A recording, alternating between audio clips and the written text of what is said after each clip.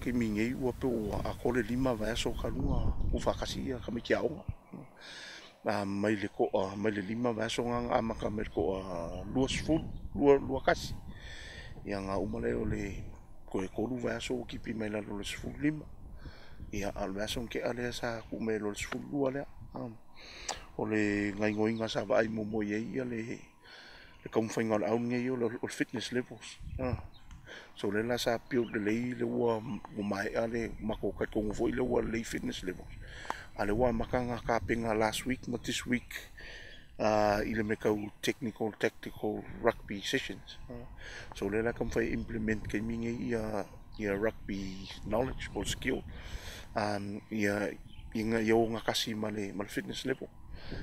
o ke mingi o me piko sili ang fai kai ka me kingi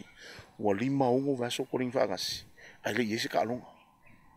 because there is a competition sevens kami kia on at the moment pe le fo sevens competition on fa kai ele out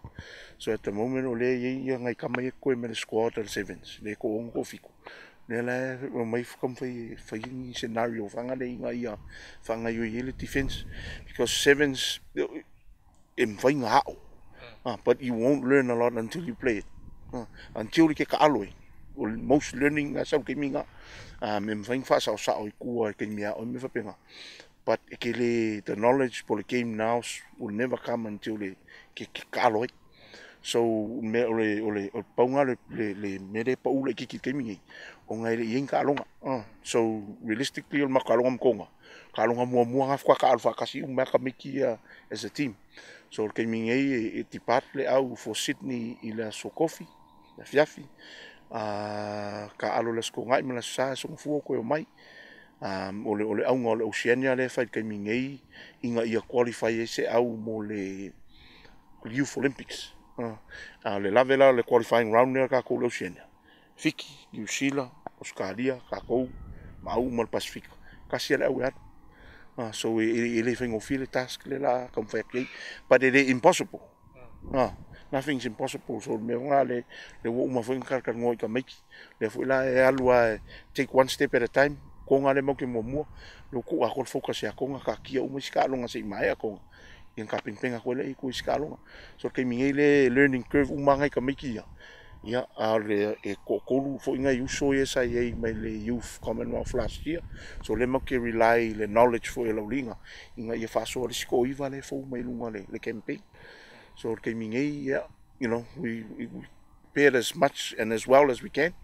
but we'll only found out on the day polar going where we stand o isi me ye ngi ole mentally le mo kom fai mentally prepare ka making langa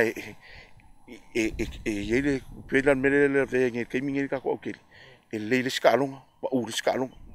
so ole level la le kom fai inga ia maintain the standard le ya ku I put aside focus this kalunga so consistency there come fight and that will come down to the mental ability so to mentally break the barrier nga umai fakakia la si mele la sang